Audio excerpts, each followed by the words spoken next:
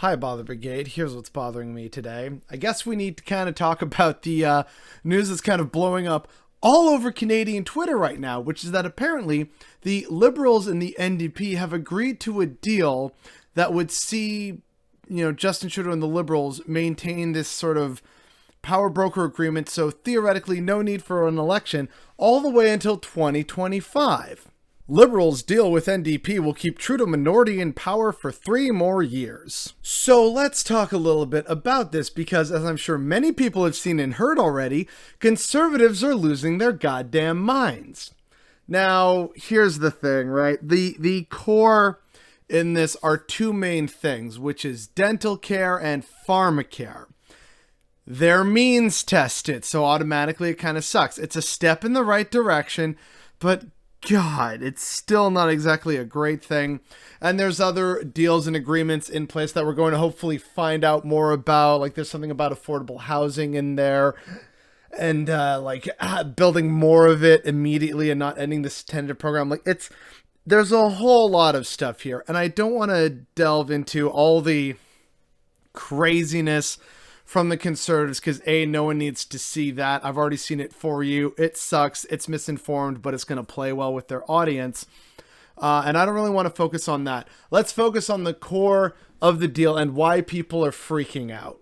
So Candace Bergen, the interim Conservative leader, said that this is basically backdoor socialism, big, spooky, scary, and, no one voted for a coalition government. And so I guess this means I need to remind people that there is that lovely handy playlist here on this channel all about the sort of general succinct version of how Canada's democracy works. And people should definitely go and watch that because it seems a lot of us need the civics lesson. However, generally speaking, this is not a coalition. An actual proper coalition government would see NDP MPs put in cabinet positions. So that's not what this is. Instead, what this is the NDP agreeing to support a minority Liberal government in exchange for key policies. In other words, a repeat of what happened with Lester B. Pearson back in the 60s. That's what's really frustrating to me is people are acting like, whoa, this has never happened before.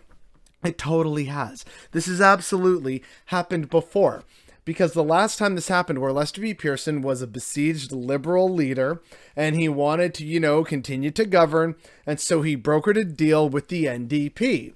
That's how we got health care in the first goddamn place.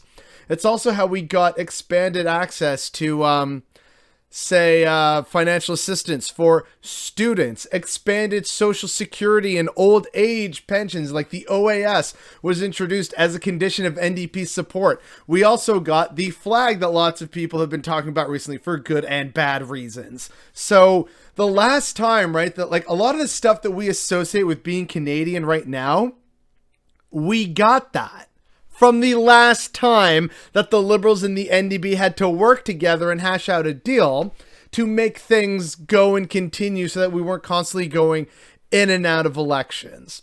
So no, this isn't backdoor socialism because the NDP, no matter what Pierre Poilievre and the rest of the Conservative Party says, they haven't been socialists since they took socialists out of their own goddamn party constitution years ago. I wish this was an actual, a way for backdoor socialism to come into this country. I would love to see the nationalization of certain companies and industries and just mandating that things be free or capped at a certain price. That would actually be pretty goddamn fantastic for a lot of things. So don't threaten me with a good time, please, and thank you. But aside from that, right? Aside from them screaming because now it means that they aren't likely going to have a chance at an election for a few years, let's be very real here. The NDP themselves have said if Trudeau doesn't, live up to snuff, then the deal is over and so much for, a smooth ride all the way to 2025. Secondly, we all know based on what happened with the last election, that unnecessary pandemic election where fundamentally nothing changed. The second the Liberals seem to be comfortably polling in majority territory, they will break the deal and run for the hills for an election in the hopes of getting a majority again. So, this isn't exactly like an ironclad agreement that means we're going to have nothing to worry about for the next 3 years. Also, rather crucially, something that I see almost no mention of within the whole, let's call it, the discourse, even though it's really just more like unhinged ramblings from a lot of conservatives.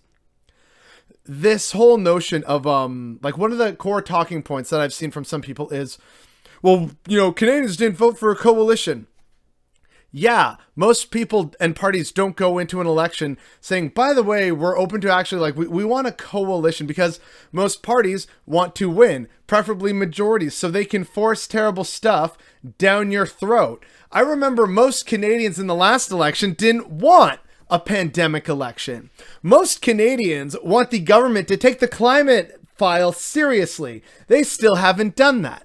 Most Canadians want significantly more help and protections from government. Still haven't done that. So, if this gets at least a few things done the Canadians want, such as pharmacare and dental care, then that's fine. And again, it's not actually a coalition government. It is two parties working together, which is, this brings it to the point of something that I haven't seen really referenced before.